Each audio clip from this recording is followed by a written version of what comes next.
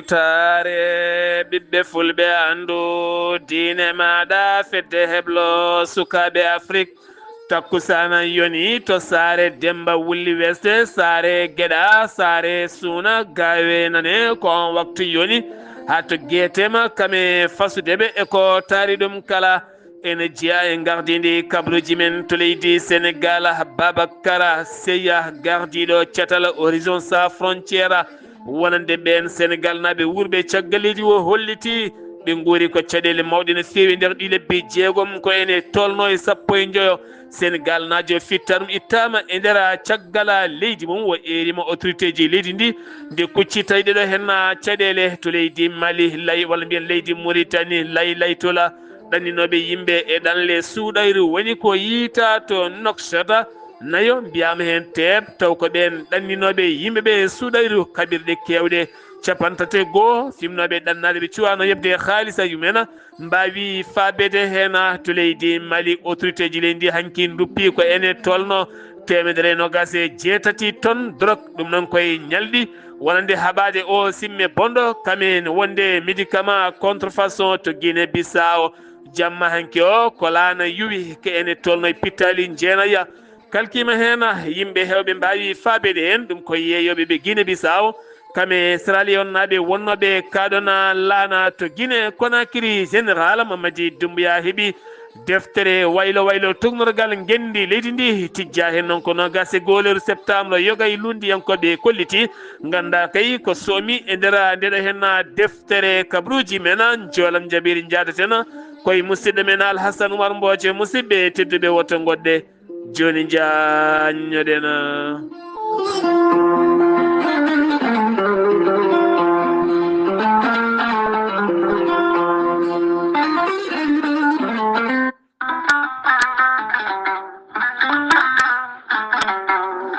gorel te ko aadi yanke mo firtata aadi e jayde weltare TV gorel te ko aadi yanke ɗoftowo ɓen safrotoɓe e muɗuma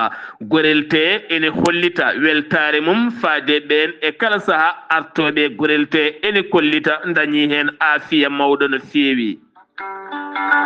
gorel te ko haako moƴƴo iwru ko tokkore dinnoro ari ko wallude e safrude ha moni kala daña aafiya muɗum on joguiɗo AVC cardiaque ƴiƴam dogata e ɗaɗi mum ɓandu jaaɗoru ɓandu wuloru neɗɗo tuƴiɗo mo nangata taare kala mum de gorel te ene humta on haaju gorel te noon sa yiɗi andude ko jangta e mum ko kala jahata koto Google mbaɗa www.gorelte.com ma jangan hoorema kala gorel te an tuƴiɗo donkuɗo yaade juma e jama ni jokkoyde enɗam kala musalla ɓandu no fotiri kala gorel te ene momta ha laaɓa e ballal jomiraɗo o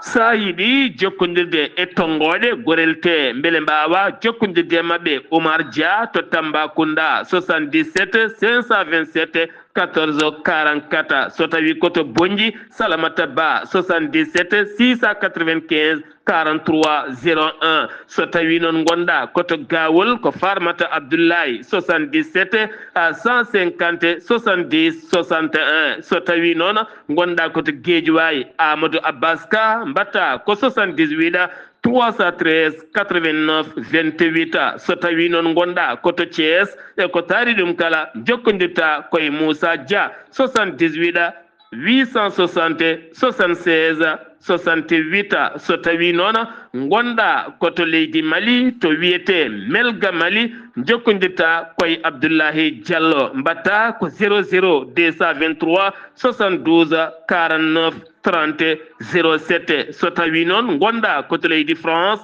jokkodirta koye Harouna Ngayda 06 50 99 64 43 so tawi koto États-Unis d'Amérique gonɗa jokkodirta koye Abousso Kawral Fouta Business plus 1 34 77 01 56 77 musidɓe tedduɓe gorel te kawis ɓolo e muɗuma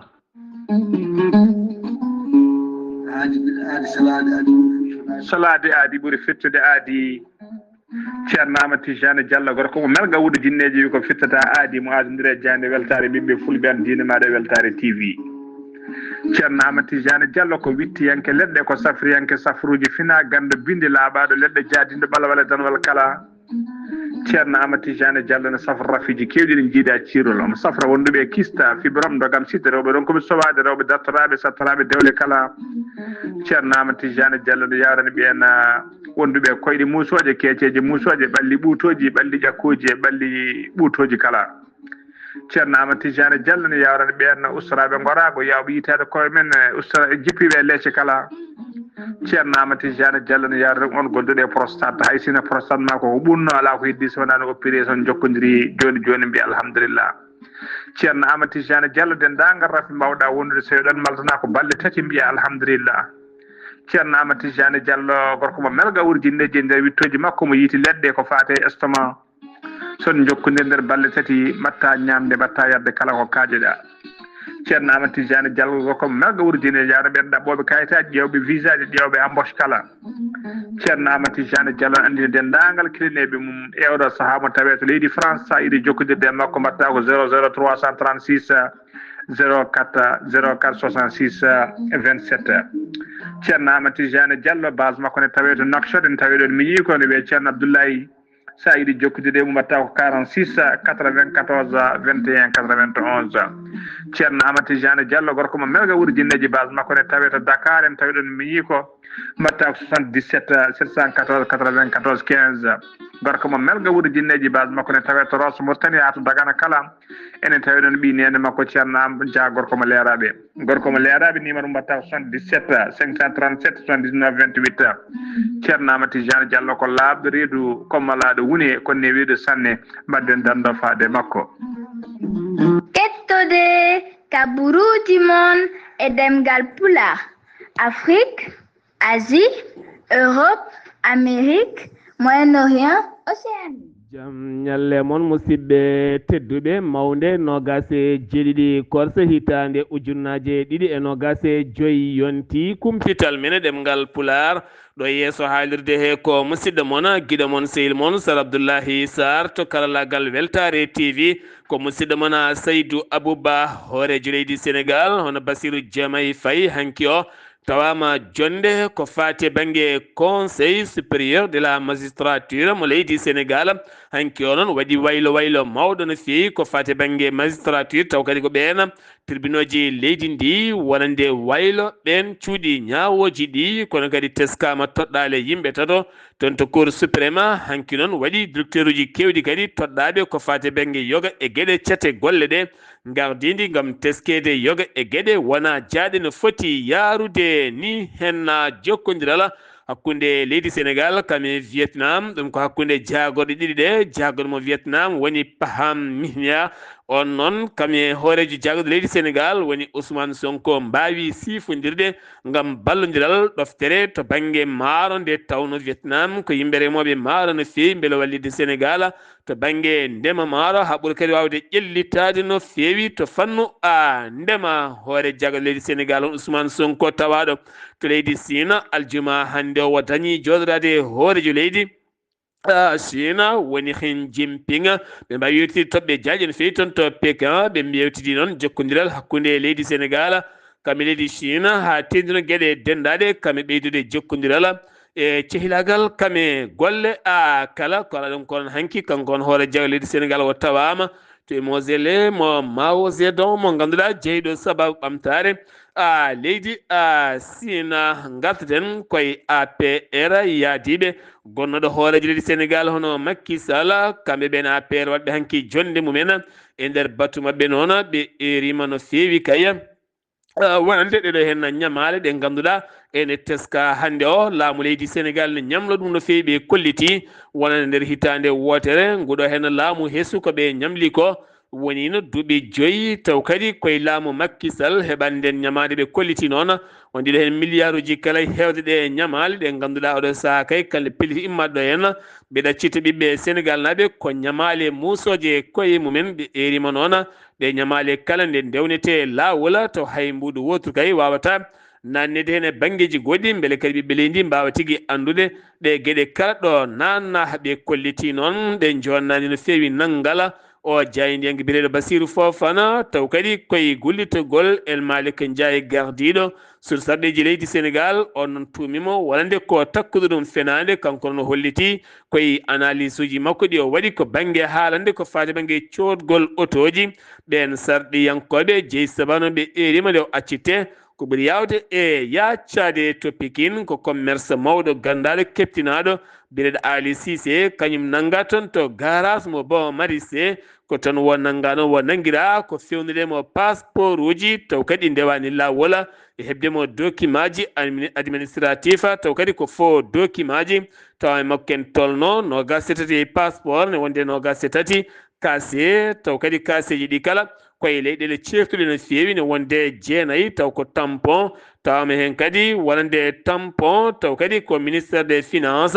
e ko nandi hen kala tawama kadi omo jogui wonande kayitaji acte de vendre ko fadi ben kayitaji jeeygu guila otoji ha e gueɗe goɗɗe kala oɗo sahano loskoji ene jokki e sifa makko tambiɓe cellal ɓalli to banggue gollotoɓe yo gay oppitoji woni commerce ɓe kolliti maɓe natan hofgo juuɗe waktuji 120 gam hollirdeɓe mette mabɓe faade jagoɗɗo ñaca faade jagoɗɗo wonande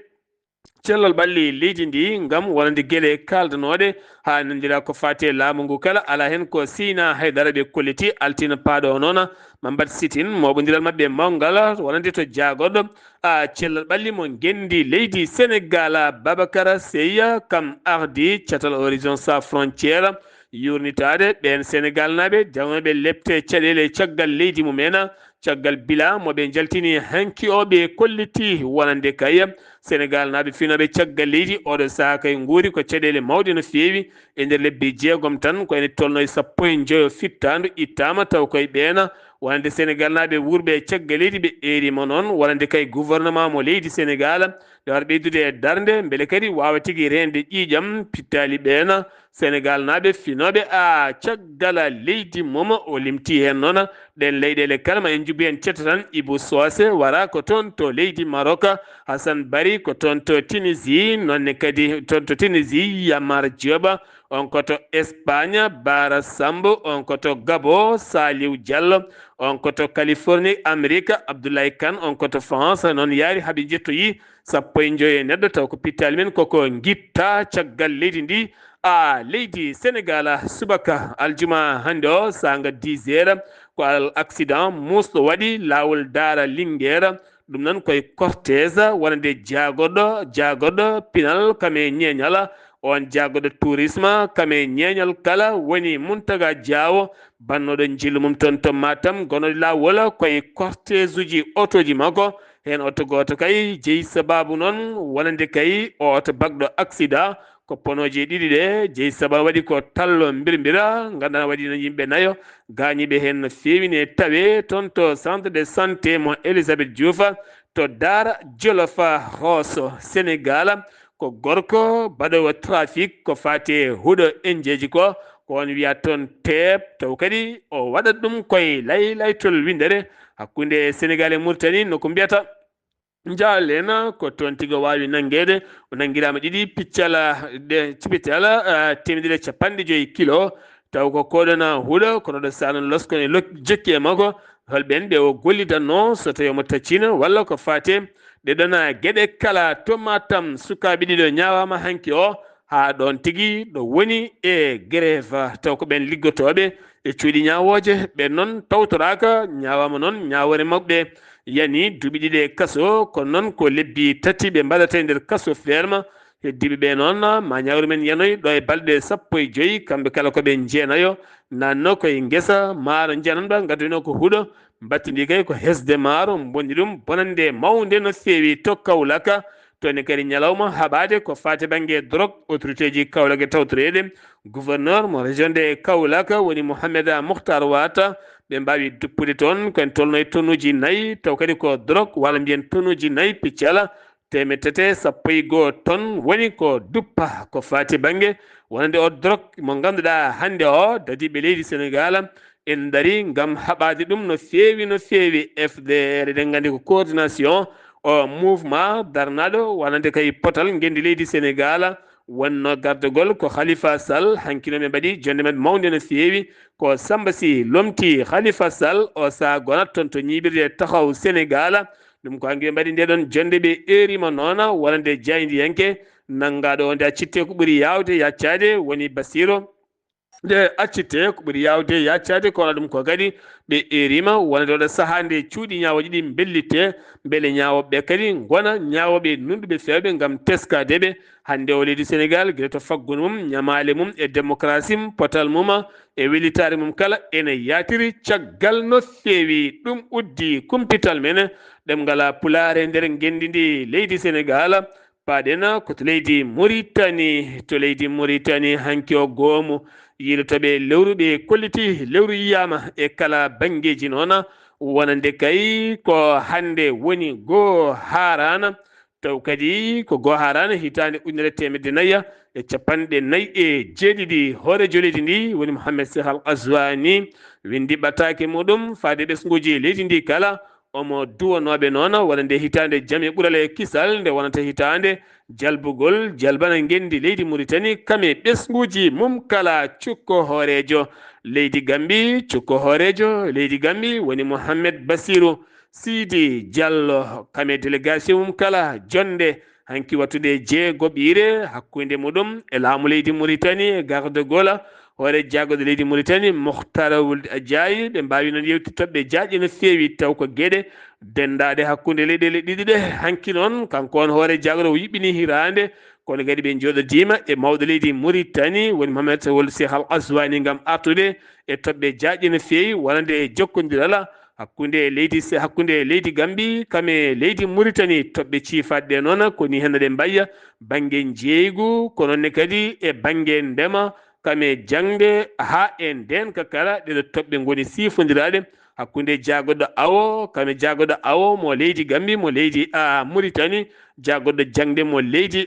Gambi kame jagoɗo jangde mo leydi Mauritanie jagoɗo ndema mo leydi Gambi kame jagoɗo ndema mo leydi Mauritanie jagoɗo nden kay kisala mo leydi Gambi kame jagoɗo nden kay kisal mo leydi Mauritanie ɗe cifande kala sifama gam jokkodiral hakkude ɗe leyɗele ɗiɗi ɗe kala keddoɗen koye leydi Mauritanie gouvernement mo leydi Mauritanie holliti oɗo saaha kene tolno 60 milliards woni kay ko wanja yoga e capital lamorgo ngo woni Nouakchott gam ɓamtude yoga e gueɗe e hesɗitinde kono ne kadi fittude wuuro ngo ha ɓuura labde wi noon wonande ko jagoɗo délégué ɓattiɗo jagoɗo gueɗe nder leydi kame jaccingo laamu woni Yacouba Salem Fall holliti noon kamɓe tan ɓe mbawa ɓamtade gaga hen ɓiɓɓe geni ndi jaggananiɓe koyngal to banggue gueɗe pittugol laaɓal e ɓamtude yogay boowe nonne kadi e ŋarɗinde Nouakchott ha ɓuura wonde e lallitare mawde no feewi suudu sarɗi yejindu leydi Mauritanie hanki o waɗi conférence muɗum on conférence noon maɓe gummin ñalɗi ɗin ñalɗi noon ko ñalɗi lulde toon to suudu sarɗi yejindu leydi Mauritanie taw koye date gandaɗo woni 3 lewru fandu ha nayyi mum ha jeeɗiɗi ha jeetati ha jeenayyi mum ndun lewru kala ene hen ñalɗi kay ko ñalɗi lulde maɓe bismo toon jagoɗɗe kewɗe kay moni kala ma ara haala ko gollorgal mum ngal fuɗɗi gollade ɗen gueɗe kala maɓe bismo noon ñande 3 nde jagoɗɗo finance kame économique leydi ndi ha ɓuura wawde andede wonande darde muɗɗum police mo gendi ndi to Nouakchott ɓe kolliti ɓe nangi walla ni ɓe jiiti laytol ɓen ɗanninoɓe hewɓe kay ɗanle e suuɗayru waɗoɓe trafic migrant en taw kadi ko ɗanninoɓeɓe faade toon to Espagne taw koyɗe laaɗe tato nanga hen gandi mawdino ko MS ne wonde tato woɗɓe ɓen kala ko hoɓɓe ene hen noon Mauritanie najo goto ko wona ɗum ko noon 31 mbawi faabede ne hen Mauritanie naɓe wurɓe galleji mumen 31 ɓe noon ko loosaɓe nokku tan haade mabɓe gaynude yobde so laana paari ɓe mbawa yaade comci taw kadi ko zileji mbawi yitede toon kame gueɗe ɗen kala o sanangol laytoɓe kolliti maɓe gas kay ngol ɗaɗola mbawa yitude ɓe waɗoɓe o trafic ko fate ɗeɗon gueɗe kala Attar ko Seppo Sitin waɗi toon hanki yeeso gouverneur mo Attar e adara kamɓe noon ɓe kolliti kay ko caɗele courant ene heewi no feewi ɗi kuppiraji ɓe erima noon wonande kay laamu ngu nde ɓeydantaɓe sembe kuura ngam teskede caɗele guuraɗe toon ɗe fof wi noon groupe wonande parlementaire mo tawassula holliti kañumne kadi tawtorama wonande ngoɗon seppo ngam hollide ɗe gueɗe fotani wonde ngam teskede o saaha Mauritanie hooɗi e niɓɓere no feewi météo mo leydi Mauritanie yaltini wonande kay teskede ɗe balɗe ma nguleki mawki teske no feewi ɗum ko ñande nogas e jeenayya ha fayma capan tati nduɗo hen lewru toon to Trésor Adrar insiri ak jusa ha faymata Zouairat kala ma yeehoy ha capanɗe nayyi e jeegom degré capanɗe nayyi e jeetati degré ko nguleki sattukine fiyaɓe dentina sukaɓe guila e gaynaka yaltude e yaade ɓen ɗannotoɓe e ɓen yahoɓe ladde e gueɗe paɗɗin fannuji kala nde joomen ɓurata rentade no feewi kono ne kadi météo holliti ma toɓoli jippo ɗum noon fuɗɗoto ko janggo aset ɗo ma fuɗɗoton to Guiɗimaka ha fama hawdila harbi ni sargui asaba barakna seeɗa e ɗiɗi ɗon nokkuji kala hayso tawi woni toɓo ngo hewata e ɗiɗi nokkuji ko wayno Guiɗimaka kama ene teska toɓo ngo ma heew toon no fotiri kala ɗum uddi kumpital men ɗemgal Pulaar e nder gennidi leydi Mauritanie paaɗen ko toon to leydi Mali suudu sarɗiji ndu hinde CNTB lawɗini hanki o projet ji ɗiɗi ɗin projet ji noon ko ndiyam e kuura teskede laamorgo ngo Bamako ene ngakki kuura kami nder leydi ndi kala diƴƴe haala mo haalaka poɗɗe yarede kala kene foto wonde 124 wonande dande ko ummini jungo e nder sifande ñamade ko fate bogne africain de développement ko préje kay bawɗe sukkede hen beele laamorgo ngo daña ndiyam e kuura timmuɗam ha yimɓe kala mbawa tigui andude kay wonande laamu ngu waɗi taɓal manggal no feewi autorité ji ɗi leydi Mali duppi ken tolno e 127 tonnes ɗum noon ko drogue kamen wonde faux médicament ji ɗi ganduɗa ndewani lawola e tawtorede colonel majeur Fouseynou Keita holliti noon wonande kay nder Bamako tan ke wona 75 tonnes woni ko tetta hen ha e nder leydi ndi kala holliti noon o saabi jogui darde mawde kay ngam haɓade ko fate banggue o drogue mo ganduɗa ɓe kolliti e kala temedere nde limɗa capanɗe jeeɗiɗo sukane fooɗa ki lekki bonki ki kala temedere nde limɗa nogas e joyyi suka debbo ene fooɗa ki lekki balɗe ñanden e wiide au général taw kadi ko toppitiɗo oɗon fannu baɗɗo recrutement sukaɓe beele mbawa nadde armé hewɓe kay nde testa tawati ko ɓalli mumen ne mbaɗi wonande drogue no feewi ɗum jeeyi sababu noon jomumen mbawata jeeyede e guel ɗon kawguel armé leydi Mali faama ɓe kolliti ɓe mbaɗi offensive mawɗo no feewi e nder ɗeɗo hen balɗe ɗum noon koye zone nokku mbiyata Kéréji Mola en tawi nder ene woɗɗani leera no feewi kono kadi ɓe kolliti yogay nokkuji ɓe mbawi tigui derguide pittali dintal bite diɗɗal bitegal Gathiya kono ne kadi nokku mbiyeɗo dokku no mbiyata Douga Bogo e nokku mo mbiyata nokku mbiyata Jofoloko Kame Tel Aviv ne tawe e nder Kidal ɓe kolliti noon wonande kay ɓe tetti armé ji kewɗi feewi kono kadi ɓe derguiti won hen ɓe jaltini dinguiral wolde e wiide wonande communiqué armé leydi Mali ɗum uddi kumpital men leydi Mali paaɗen ko to Guinée Conakry général Mamadi Doumbouya jaɓɓima hanki wonande nde deftere e wonde juuɗe CNT noon ko ɓen goni toppitiɓe kala ko fate suudu hakkuderu taw kadi ganduɗa ko sursarɗiji ndu taw kadi ko dansa kurma ardi ɗum ɗon nden deftere noon wone ɗin ɗereji kay ko tongaɗi ko fate constitution kesso mo yiɗi wadde kanko on général Mamadi Doumbouya ngam noddudemo ɓiɓɓe leydi ndi ɗe jaltata gotoya ɗum ko ñande 21 lewru septembre wonande ko yiɗi wadde ko eyi walla ala ko wonde kala lundu ngo holliti noon nde deftere kay nde wottami ha tiiɗi hanki omo totta ɗum hay goto anda taw ko somi ɗi ɗereji ɗum noon jeyiniɓe fayre mawde no feewi to leydi Guinée Conakry ba wuuri hanki o yonnani hay seeɗa wonande biftande nde bifta ɗum o magistrat mo ganduɗa biftanoɗo e galle muɗum o holliti noon ɗum o yonnani tene yoɗani ni hay nder leydi ndi ɓe kolliti noon ɓe gudditi hen enquête jaajƴo no feewi beele kadi waɗoɓe ɗen beɗe kala mbawa tigui rewnede lawol paren ko toon to Guinée Bissau noon hanki o ko laana yuwi toon ka laana njuuka toon to Guinée Bissau ka yuwi koye maayo bijo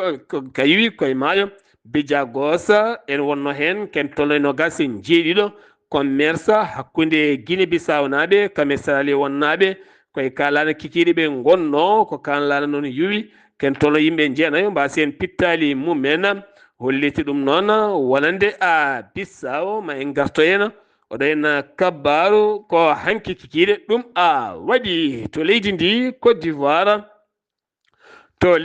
d'Ivoire wonande cour africaine de droit de l'homme jaɓanani wonande Laurent Gbagbo kamɓe wonde Guillaume Soro gullitali mabɓe ɗiɓe gullitino toon ko jeeyi sababu noon wonande catal toppitingal ko fate sumgoji leydi ndi jaɓananiɓe beele ɓe jeeye candidat ji fodde haqqe mabɓe koko yaɓɓa wonande kay suudu daniɗe haqqe innama adendu Afrique ko toon ɓe gullitino kono ɓen jaɓananiɓe ndeɗon wullitande ndeɓe gullitino toon on Laurent Gbagbo kame Guillaume Soro to Côte d'Ivoire keddoɗen ken tolno e gendarme ɓe jeeyo kañum goni biftaɓe to biftiɓe ko VTP ɓe leydi Burkina Faso ɗum koto keerol hakkude leydi Burkina Faso kame Côte d'Ivoire noko mbiyata Koloma ene tawi nder département mo Doropo ɗum noon wonande haɗo ɗo gonɗen wonande laamu leydi Côte d'Ivoire ni Burkina Faso hay commentaire goto yaltani ɗum ko caggal nde wino ko ɗiɗo caggal noon heewɓe kolliti koɓe joyo kamɓe biftaɓe noon ken tolno kilométre ji ɗiɗi keerol hakkude leydi Côte d'Ivoire kame leydi Burkina Faso to leydi Togo Lomé hanki o wonande heewɓe sukaɓe jalti gam seppude ha e nder leydi ndi kala kono sembeji leydi ndi jaltinama no fewi ha tinton e lamorgo ngo ɗo turnuɗa kala ko otoji blende kame gendarme aɓe ne wonde min tawiɓe police kala ɓen seppannoɓe noon dañani sembe wawde seppude tigui rigui gon seppugoɓe nodduno hanke hande janggo kala gam wideɓe kay leydi ndi yahani gurdam ɗam ne seeri no fewi kono kadi leydi no tamirani fewani alda e welitare lundiɓe ngala hay konngol gotol no fewi ko wona ɗum ko noon laamu ngu holliti jeeyi sababu ngo seppo tan ko an jeeɓe deeƴala ɗum noon yooɓe deeƴ walla ko ɓuuri ɗum yana e dow maɓɓe to Centrafrique nogas e jeenayyi fittandu woni ko maayi taw ko élevaɓe wonnoɓe centre lycée mo ganduɗa taw kadi ko lycée Boganda taw ko lycée Barthélémy Boganda ɓe ganduɗa ne gonno e examen ji mumen maɓe gon ujunnaji joyi e temedde tato nogas e jeenayyo maayi hen temedere capanɗe jeegom mbawi gagnade hen hoore lendi noon waɗi décret ko fati banggue deuil national woni sunare leydi ndi kala ɓen gañi ɓe ne tawi to hôpital mo bangui beele mbawa hebde safara mumen to Kenya seppoji bannoɗi canguiɗi gulɗi diaw 16 fittandu woni ko halki taw ko kuure yimɓe hewɓe noon gañima hen hanki o bila commerçant ɓe hewɓe kolliti metti mumen guila e duppugol bitikaji ha e nokkuji kala laamu ngu holliti noon ɗeɗo enne gueɗe ko gueɗe coɓɓitiɗe no fewi ɓe jinno ko dirguide laamu ngu ɗum jeeyi sababu ngoɗo seppo ngo alda e yamirore ngo rewani lawol ɓe kolliti noon maɓe guddit hen loskoji mabɓe jaaƴi no fewi to caata gardiɗo jayde nde mbiyata pays Oliviera mon je ponnoɗo kay accitede heddima kaso ha go lewru faandu ko nden ñawre makko jogori yaltude ɗum ko caggal kay wonade cimtude o yaltinno e nder RFI taw noon wonani ɗin goni poɗɗi wonde Kinshasa Kigali Obasanjo gonnoɗo hooreji leydi Nigéria tawama to Kigali ha to Kinshasa ɗum ko balɗe seeɗa ko adino sifande hande tijjande ɗo tan e waktuji seeɗa toon to Washington États-Unis de Amérique hakkude jaagoɗo affaire étrangère mo leydi RDC Congo kame jaagoɗo affaire étrangère mo leydi Rwanda ma mbaw sifude toon jamde artata hakkude RDC Congo kamine wondi e Rwanda mo Kigali nde sifande ko toon to États-Unis d'Amérique ɗo tan e waktuji daɓɓi mande waw laatade joolam jaberi Israila Benyamin Netanyahu dartini balle kay natanode toon to Gaza ɗum ko caggal vidéo ngaji jaltuɗi piyanɗe gulɗe jawɗi koni ko makko mbaɗi faade ɓesguji Gaza winaɓe hanki o tan ken tolno capanɗe jeegom e joyi e neɗɗo woni fitta ɗum itta taw ko kure wonande Israila wonande hoore jaagoɗo leydi Espagne Pedro Sanchez holliti ɗum ko génocide no fewi o holliti noon Union européenne ɓeɗo kay poti ko jofade peɗeli leydi Israila wonani e lawol hay seeɗa kuntala Iran Ali Khamenei o holliti frappe mo américaine waɗi e biidi nucléaire maɓɓe o holliti ɗum ne famɗi no feewi ala kala ko woni o holliti noon